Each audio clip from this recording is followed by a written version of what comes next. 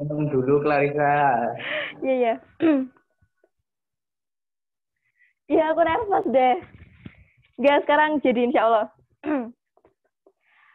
Assalamualaikum warahmatullahi wabarakatuh. Asyhadu alla ilaha illallah wa asyhadu anna Muhammadar Rasulullah. Allahumma sholli ala sayyidina Muhammad wa ala ali sayyidina Muhammad. Alhamdulillah, puji syukur senantiasa kita panjatkan kehadirat Allah Subhanahu wa taala yang telah melimpahkan rahmat dan karunia-Nya kepada kita semua sehingga pada kesempatan kali ini kita dapat bertemu secara virtual tetapi tidak mengurangi rasa syukur kita kepada Allah Subhanahu wa taala. Salawat serta salam tak lupa kita haturkan kepada junjungan kita baginda Nabi Agung Muhammad Sallallahu Alaihi Wasallam. Semoga kita mendapatkan syafaatnya di yaumil akhir. Amin. Allahumma amin.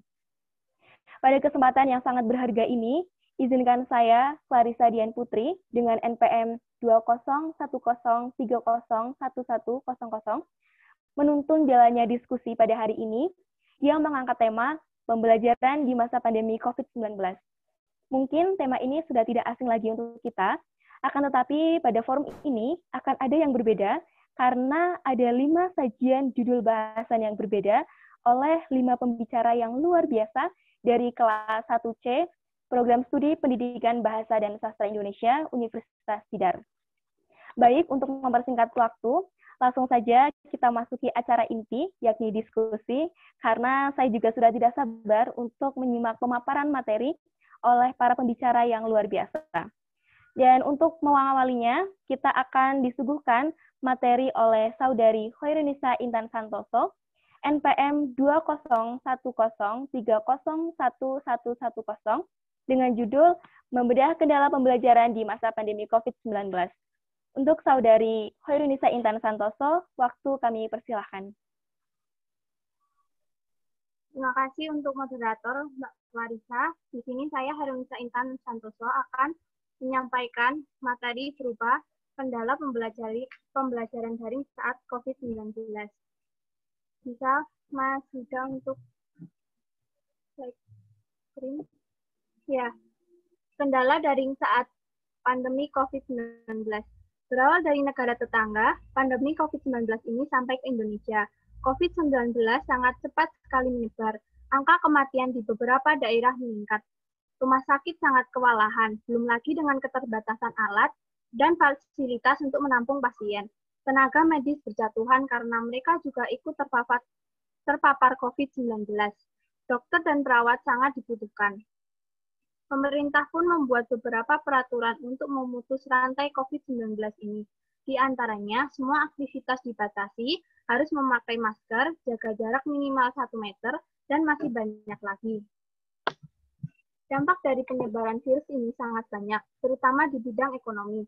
Selain itu, para pelajar juga mendapatkan dampak dari adanya COVID-19 ini. Adanya peraturan baru agar tetap di rumah, akhirnya proses pembelajaran pun dihentikan secara tatap muka.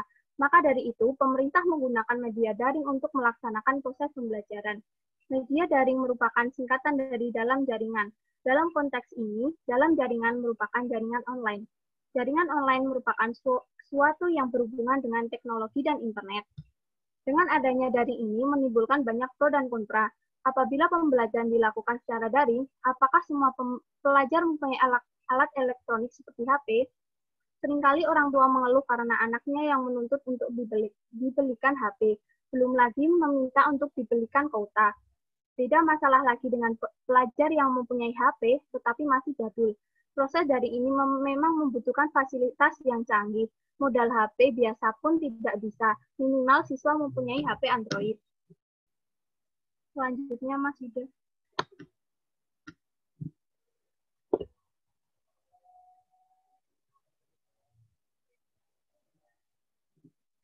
Slide selanjutnya.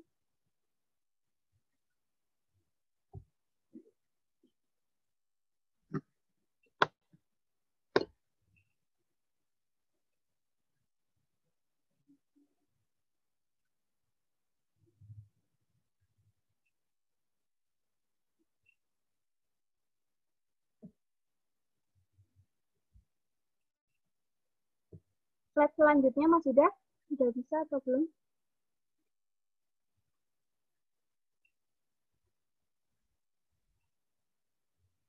Saya teruskan lewat HP saya ini aja ya. Saya lanjutkan, tidak hanya itu, kendala sinyal juga sangat berpengaruh dalam proses daring. Beberapa dari mereka bertempat tinggal yang jauh dari kota, sehingga sangat sulit untuk mendapatkan sinyal yang stabil. Ada yang sampai rela naik ke daratan yang lebih tinggi untuk mendapatkan sinyal. Terkadang, kuota internet habis pun menjadi alasan mereka untuk tidak mengikuti proses daring. Permasalahan datang ketika aliran listrik putus. Terputusnya aliran listrik mengakibatkan tidak hanya aliran listrik yang hilang, tetapi jaringan internet pun ikut hilang. Hal ini dapat menyebabkan ketertinggalan para pelajar dalam proses pembelajaran belajar mengajar. Selain itu, ditemukan fakta bahwa hampir sebagian besar siswa merasa kegiatan pembelajaran jarak jauh ini lebih sulit daripada kegiatan pembelajaran tatap muka, karena semua serba terbatas. Para guru maupun dosen memiliki batas untuk memberikan materi. Para siswa akhirnya tidak paham mengenai materi yang disampaikan, berbeda dengan pembelajaran offline, yang jarak dengan dosen atau guru dekat sehingga bisa kapan saja mereka bertanya ketika mengalami kesulitan materi. Di samping itu, pemerintah juga sudah memberikan subsidi kuota bagi para pelajar yang dapat dimanfaatkan untuk mengikuti Zoom, Google Meet, atau yang lain. Harapannya, semoga pandemi segera usai sehingga dapat menjalankan aktivitas normal seperti biasa. Begitupun dengan proses belajar mengajar agar tetap muka kembali. Sekian materi yang telah saya sampaikan. Saya kembalikan kepada moderator Mbak Clarissa. Ya, baik. Terima kasih banyak kami ucapkan kepada Saudari Hoirunisa Intan Santoso atas memaparan materinya, sehingga kami dapat mengetahui segala permasalahan dalam pembelajaran di masa pandemi COVID-19 ini. Selanjutnya, kita akan mendengarkan materi oleh Saudari Regina Ekameliani, NPM 201030101035, dengan judul bahasan Belajar dari Rumah pada Masa Pandemi. Kepada Saudari Regina Ekameliani, waktu kami persilahkan. Baik, Mbak Clarissa sebagai moderator, terima kasih atas waktunya. Sebelumnya, perkenalkan nama saya Regina Ekameliani dengan nomor NPM 201030101035 akan memberikan sebuah judul artikel dengan judul Belajar dari Rumah di Masa Pandemi. Pandemi COVID-19 merupakan virus yang mematikan yang dapat menular dan menyebarnya sangat cepat. Mengingat pandemi COVID-19 yang sampai saat ini belum berakhir mengakibatkan mau tidak mau pembelajaran daring masih tetap dilakukan di sekolah-sekolah. Namun, penerapan pembelajaran daring tidak semudah yang dibayangkan seperti halnya membalikan telapak tangan. Pasalnya, banyak orang tua yang mengeluh ketika sedang mendampingi belajar daring anak mereka. Terlebih lagi untuk anak-anak SD yang biasanya masih perlu pendampingan orang tuanya, sehingga orang tua juga harus meningkatkan kemampuan dalam menggunakan teknologi digital. Hal yang paling membuat orang tua kewalahan biasanya ketika mereka harus membagi waktunya antara kesibukan bekerja dan mendampingi anaknya belajar. Bahkan tidak bisa dibayangkan bagaimana susahnya jika masih ada orang tua yang memiliki balita, karena pada dasarnya peran yang paling penting dalam mendampingi belajar anak adalah seorang ibu. Suatu ketika saya memiliki sebuah peristiwa, yaitu bibi saya yang pernah bercerita kepada saya mengenai keluh kesahnya saat mendampingi anaknya ketika mendapat tugas dari gurunya. Bibi saya sering merasakan kebingungan dengan materi-materi yang baru, karena materi-materi tersebut berbeda dengan yang pernah dipelajari bibi saya waktu dulu. Tak lepas dari itu, seringkali ketika mendampingi adik saya belajar, bukannya mengerjakan tugas, tapi malah fokus pada game online. Itu yang membuat bibi saya suka geritan untuk mengajari belajar. Oleh karena itu, mengingat saya yang ingin menjadi seorang guru, saya sering membantu adik sepupu saya untuk mengerjakan tugas-tugasnya. Bahkan terkadang teman-temannya juga ikut untuk mengerjakan tugas bersama. Biasanya adik sepupu saya sendiri selalu selama 3 atau 2 hari sekali setiap pukul 8 pagi mengambil soal atau tugas di sekolah, kemudian besoknya baru dikumpulkan lagi ke dalam sekolah. Namun karena saya juga sedang belajar secara daring, adik sepupu saya selalu sabar menunggu saya usai belajar. Tak jarang juga adik sepupu saya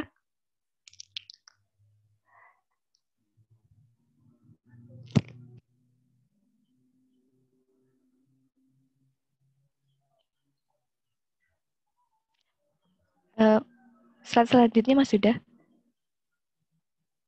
Ya, baik.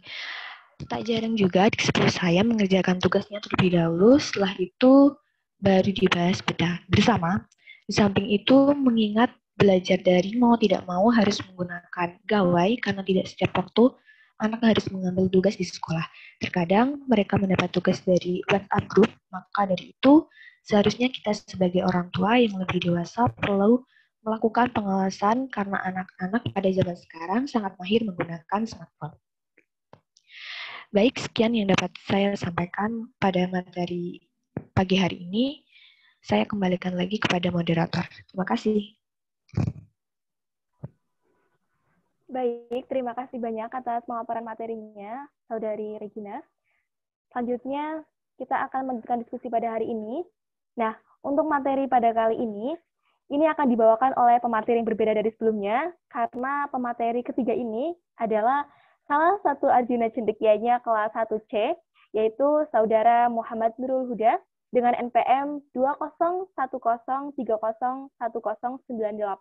dengan judulnya Pembelajaran Daring di Masa Pandemi, Solusi atau Masalah.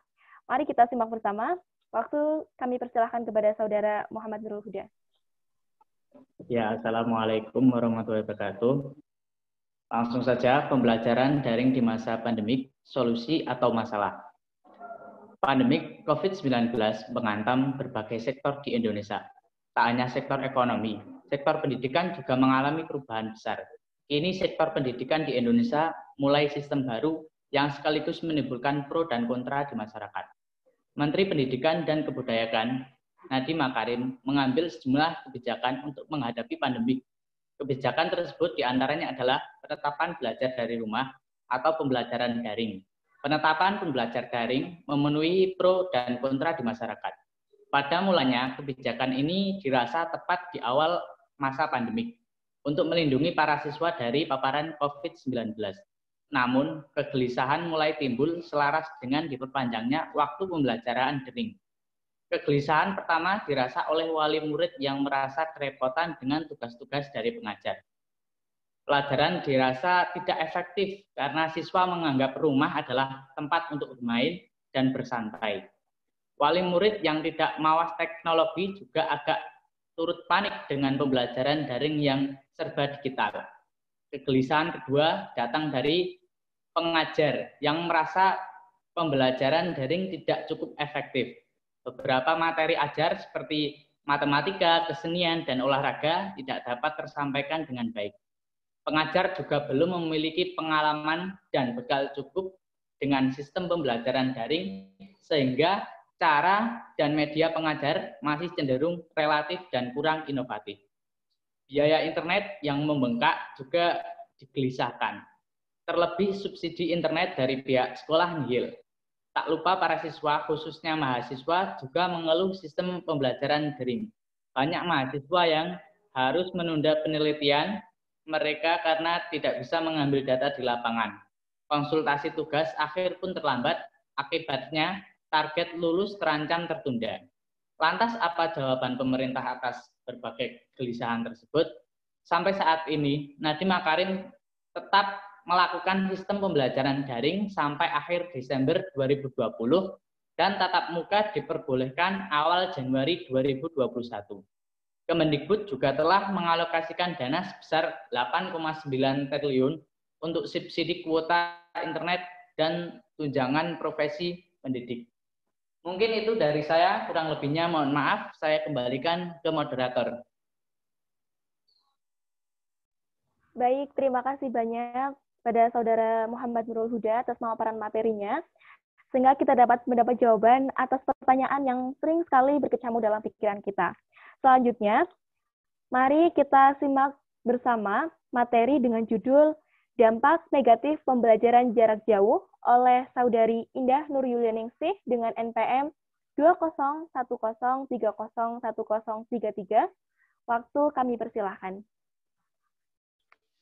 Baik, terima kasih Mbak Kalisa atas waktunya. Di sini saya akan memaparkan materi mengenai dampak negatif pembelajaran jarak jauh bagi siswa. Pandemi COVID-19 menimbulkan kemelut di berbagai sektor, mulai dari kesehatan perekonomian hingga pendidikan. Pemerintah memberlakukan social distance untuk memutus rantai penularan COVID-19, yang salah satunya berdampak pada terhambatnya proses kegiatan belajar mengajar atau KBM siswa di sekolah. Terhempitnya keadaan akibat pandemi COVID-19 bukan berarti dunia pendidikan berhenti begitu saja. Oleh karena itu, Kementerian Pendidikan dan Kebudayaan memberlakukan pembelajaran jarak jauh atau PJJ dengan menerapkan pembelajaran daring dan luring sebagai salah satu upaya tetap berjalannya pendidikan di Indonesia yang terhitung sejak awal April 2020. Mau tidak mau, suka tidak suka, semua unsur pendidik harus mengikuti keputusan dari pemerintah. Tentu saja hal ini terasa mendadak dan memaksa. Hal ini menimbulkan beberapa dampak negatif terhadap pembelajaran jarak jauh bagi siswa. Dampak negatif dari pembelajaran jarak jauh secara daring adalah adanya kemungkinan siswa tidak memahami materi yang disampaikan karena beberapa kendala seperti jaringan internet yang tidak stabil, keterbatasan kuota, dan juga gadget yang kurang memadai.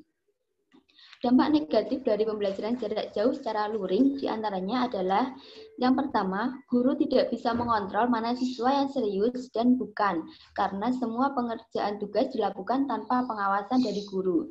Yang kedua, pembelajaran lebih banyak bersifat teoritis dan minim praktik karena tidak dimungkinkan adanya interaksi langsung. Yang ketiga, terlalu banyak distraksi yang bisa mengganggu konsentrasi siswa ketika belajar. Selain itu, beberapa dampak yang telah disebutkan di atas, Deputi Menteri Pendidikan dan Agama Menko PMK Agus Mashuda. Slide selanjutnya.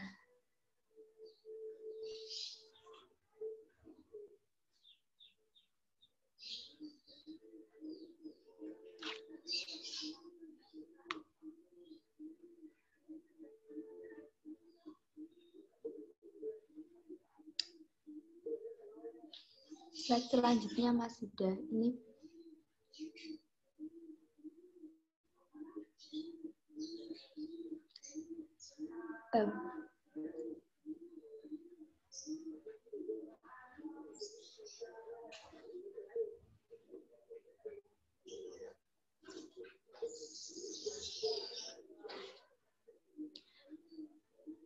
juga mengemukakan dampak negatif pembelajaran jarak jauh secara umum. Di antaranya yang pertama, tingginya angka putus sekolah karena banyak peserta didik yang terpaksa bekerja membantu orang tua dan keluarga pada masa pandemi ini. Yang kedua, perbedaan akses pembelajaran jarak jauh akhirnya menimbulkan kesenjangan, terlebih bagi anak dengan latar belakang ekonomi yang rendah dan berakibat pada kesenjangan capaian belajar siswa. Yang ketiga, stres pada anak karena beban pembelajaran jarak jauh, serta banyaknya kasus kekerasan terhadap anak. Yang keempat, turunnya keikutsertaan dalam PAUD sehingga kehilangan tumbuh kembang yang optimal di usia emas.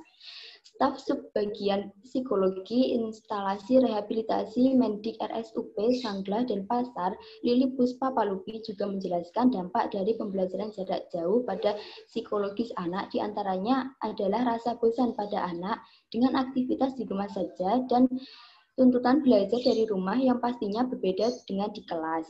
Sehingga hal ini menimbulkan tekanan psikis pada anak dan berpotensi menimbulkan stres pada anak. Cenderung kurang percaya diri dalam mengerjakan tugas karena sering dibantu oleh orang tuanya. Sekian materi yang dapat saya sampaikan. Selanjutnya saya kembalikan ke moderator. Terima kasih. Baik, terima kasih kepada Saudari Indah Nurilaningsi atas pemaparan materinya. Selanjutnya kita akan melanjutkan ke pemaparan selanjutnya oleh Saudari Pasariski Ayudisto Lanaswara dengan judul Strategi Pembelajaran di Tengah Pandemi. Kepada Saudari Pasariski, waktu kami persilahkan. Baik, terima kasih kepada Mbak Clarissa. Apakah suara saya terdengar dengan jelas? Iya, terdengar. Baik. Jadi berhubung saya menjadi pemateri terakhir, saya hanya ingin menyampaikan sedikit materi tentang strategi pembelajaran di masa pandemi COVID-19. Teknologi yang berkembang pesat saat ini haruslah dimanfaatkan dengan optimal, terutama dalam dunia literasi. Banyak orang sudah mulai merasakan kecanduan bermain media sosial. Tetapi dengan kecanduan tersebut, media sosial dapat dijadikan sarana siswa untuk memiliki kebiasaan membaca. Dalam pembelajaran, siswa dapat mencari seluruh materi yang diinginkan dari berbagai sumber yang terpercaya di media sosial.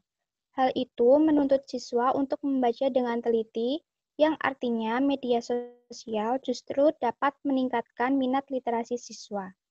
Pembelajaran saat ini tidak hanya dilakukan dengan tatap muka secara langsung saja, tetapi juga dilakukan secara online.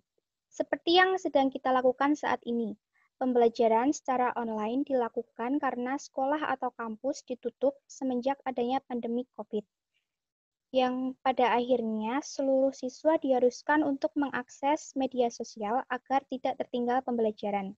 Siswa akan secara mandiri mengakses media sosial untuk mencari materi yang akan dipelajari, yang lagi-lagi untuk mendapatkannya, siswa dituntut untuk membaca, seperti dalam blog.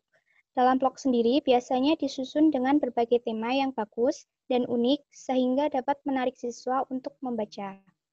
Karena saat ini tidak memungkinkan siswa untuk pergi ke perpustakaan untuk meminjam dan membaca buku, di media sosial telah banyak disediakan e-book atau buku elektronik yang berisikan informasi digital dalam bentuk tulisan yang dapat dibaca oleh siswa kapanpun dan dimanapun, hanya dengan bermodalkan handphone, Android, dan kuota. Seperti pembelajaran jarak jauh, ada beberapa jenis yaitu luring dan daring. Luring adalah pembelajaran yang memakai media seperti televisi tanpa menggunakan internet. Sedangkan daring adalah pembelajaran secara online seperti menggunakan aplikasi. Tolong slide selanjutnya, Mas, sudah. Baik. Seperti menggunakan aplikasi Google Meet, Zoom untuk tatap muka. Padahal tidak semua guru-guru di Indonesia siap dengan melakukan pembelajaran dalam konsep daring tersebut. Karena masih ada guru yang gagap teknologi atau tidak bisa mengoperasikan teknologi yang berkembang pada zaman ini. Selain itu, masih banyak juga yang terkendala sinyal dari siswa ataupun guru yang berada di pelosok. Tidak jarang, guru tersebut melakukan home visit ke rumah siswa yang terkendala sinyal dan lain hal. Namun, hal tersebut tidak efektif karena takutnya akan membawa klaster baru penularan virus COVID-19. Maka dari itu, dalam kondisi darurat, karena adanya virus corona seperti sekarang, bentuk penugasanlah yang dipandang efektif dalam pembelajaran jarak jauh. Konsekuensinya, pengenalan konsep mengenai suatu pelajaran yang diterapkan dalam pembelajaran tatap muka tidak bisa berjalan dengan baik. Singkatnya, strategi pembelajaran di masa COVID-19 adalah dengan adanya penugasan dari guru untuk siswa. Mungkin itu dulu materi yang bisa saya sampaikan. Saya kembalikan kepada Mbak Clarissa sebagai moderator. Terima kasih, Mbak Clarissa. Baik, terima kasih kembali kepada Saudari Pasha Rizky atas materi mengenai strategi pembelajaran di masa pandemi ini. Demikian serangkaian materi yang telah disampaikan oleh para pembicara kita. Selanjutnya kita akan membuka sesi tanya-jawab. Untuk pertanyaan pertama, ini diajukan untuk Saudari Hoirunisa Intan Santosa. Masih bergabung Saudari Hoirunisa Intan Santosa? Masih. Iya, baik. Ini pertanyaan untuk Saudari Intan. Dari berbagai kendala yang menjadi tantangan dalam pembelajaran daring, kira-kira kendala apa yang paling banyak dikeluhkan terutama oleh peserta didik? Silakan bisa dijawab, waktu kami persilahkan. Terima kasih untuk Mbak Clarissa telah memberikan waktu pada saya dan memberikan pertanyaan mengenai tadi keluhan apa yang paling banyak yang dikeluhkan oleh para siswa.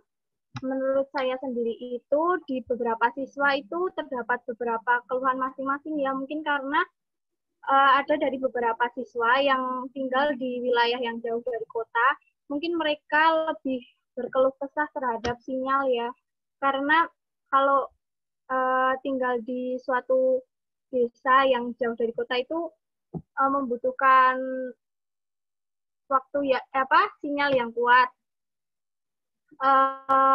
Di sisi lain dari survei itu banyak yang mengeluhkan mengenai kuota. Walaupun sudah diberi kuota dari pemerintah, tetapi kuota tersebut mungkin masih kurang ya, karena dari Zoom, Google Meet, dan internet itu membutuhkan menyedot banyak kuota internet.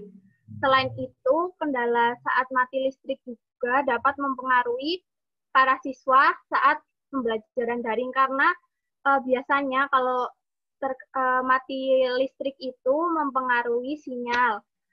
Untuk selanjutnya, ada kendala dari materi. Mungkin dari beberapa siswa yang kurang paham atau kurang memahami materi karena memang keterbatasan saat proses pembelajaran daring. Saat daring itu kan ketika kita diberi materi itu sangat terbatas ya, waktunya juga. Jadi mungkin mereka kurang memahami materi. Beda lagi dengan pembelajaran tatap muka. Mungkin itu jawaban dari saya. Apabila banyak kurangnya, saya mohon maaf. Saya kembalikan kepada Clarissa sebagai moderator. Terima kasih.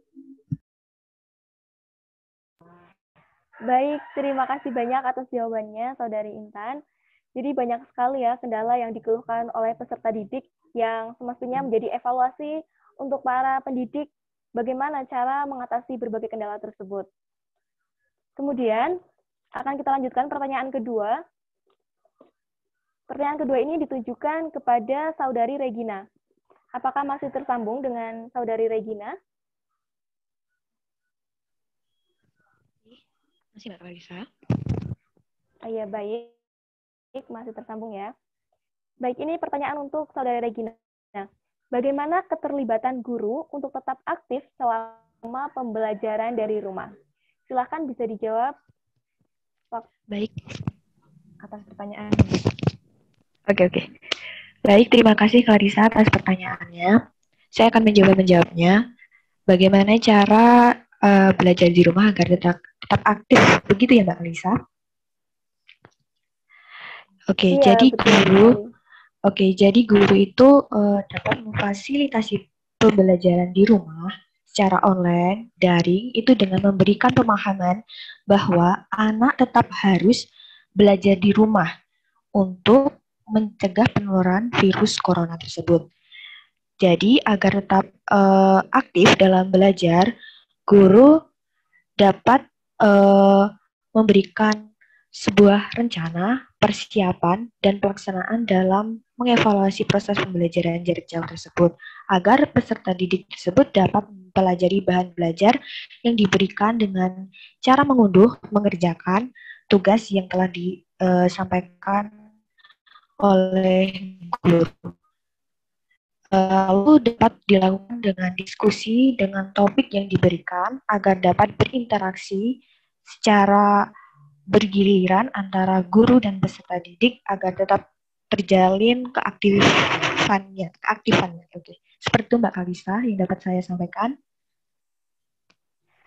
Baik, terima kasih atas jawabannya kepada Saudari Regina. Jadi peran guru di sini supaya bisa terlibat aktif dalam pembelajaran dari rumah selama masa pandemi ini, guru harus mempersiapkan dari awal hingga akhir. Seperti itu ya Mbak Regina. Selanjutnya kita akan ke pertanyaan ketiga. Hal ini ditunjukkan kepada Saudara Muhammad Nurul Huda. Apakah masih tersambung? Ya, masih. Ya, baik. Ini pertanyaannya, pembelajaran daring di masa pandemi merupakan masalah. Kira-kira bagaimana maksudnya ya? Bisa dijawab sekarang? Waktu saya persilahkan. Ya, langsung saya jawab ya. Banyak masalah-masalah yang timbul dari pembelajaran daring. Misalnya seperti wali murid yang kerepotan karena tugas-tugas yang dari pengajar itu anak nanyanya sama ibunya, bukan ke gurunya. Nah, terus yang kedua adalah pengajar. Pengajarnya kurang efektif atau kurang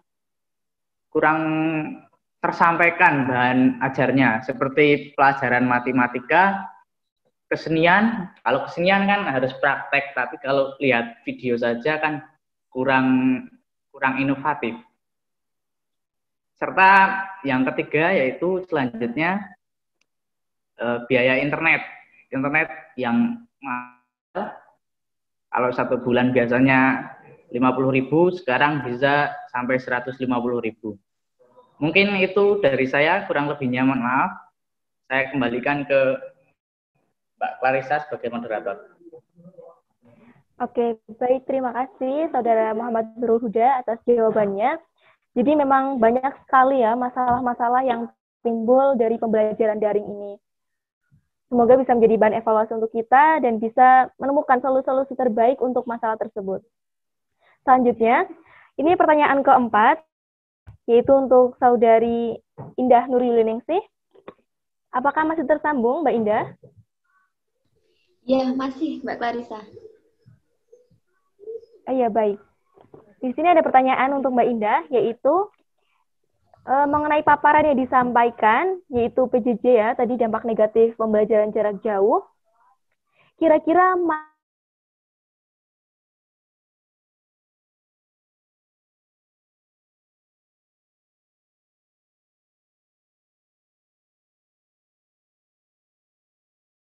Hal yang paling berdampak pada siswa adalah kurangnya percaya diri anak dalam mengerjakan tugas.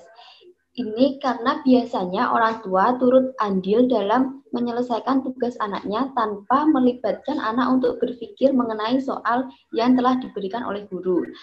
Hal ini dapat dipengaruhi oleh beberapa faktor, diantaranya adalah anak yang susah untuk mengerjakan tugas dan anak yang tidak paham akan tugas yang diberikan oleh guru meski telah dijelaskan kembali oleh orang tuanya.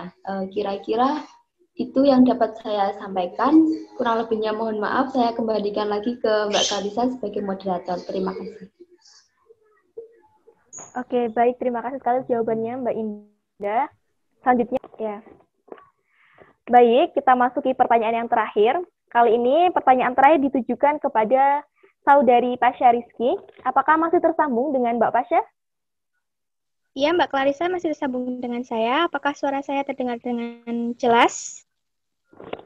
Iya, masih terdengar dengan jelas, Mbak. Baik, ini pertanyaannya untuk Saudari Pasha. Terkait dengan penugasan sebagai terobosan untuk keefektifan pembelajaran di masa pandemi, apa media yang terbaik untuk penugasan guru kepada siswanya supaya tetap tercipta timbal balik yang baik? Seperti itu pertanyaannya, bisa dijawab sekarang, waktu kami persilahkan. Baik, terima kasih Mbak Clarissa atas pertanyaannya. Mungkin dengan pemberian materi terkait penugasan secara singkat melalui aplikasi WhatsApp. Kemudian, guru tersebut memberikan soal sebagai bentuk penilaian sebagai seberapa paham siswa tersebut menangkap materi yang dipelajari dari guru. Jadi menurut saya media yang paling efektif adalah aplikasi WhatsApp tersebut. Dan tentunya para siswa harus dipantau oleh orang tuanya masing-masing pada saat mengerjakan penugasan tersebut. Mungkin itu saja jawaban dari saya ya. Terima kasih Mbak Clarissa.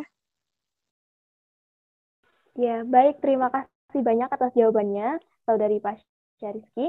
Jadi memang benar ya, di lingkungan saya juga seperti itu. Jadi banyak siswa yang menggunakan aplikasi WhatsApp untuk pengumpulan tugas.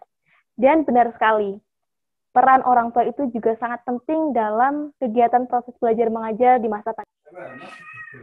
Baik, demikianlah serangkaian diskusi dan sesi tanya jawab pada hari ini, yang mana jika saya simpulkan secara singkat, yaitu ada beberapa kendala dalam proses pembelajaran, terutama pada pembelajaran daring, yang juga memiliki beberapa dampak negatif. Namun, dari berbagai masalah tersebut, telah disajikan beberapa strategi yang bisa digunakan dalam pembelajaran di masa pandemi COVID-19 ini. Salah satunya yaitu penugasan. Demikian diskusi untuk hari ini. Saya selaku moderator memohon maaf yang sebesar-besarnya, karena apabila ada kesalahan murni datangnya dari saya, dan apabila ada kebenaran datangnya murni dari Allah Subhanahu wa Ta'ala. Terima kasih atas perhatiannya. Wallahu muwaffiq ila aqwamit thoriq. Wassalamualaikum warahmatullahi wabarakatuh. Waalaikumsalam warahmatullahi wabarakatuh. Udah selesai ya?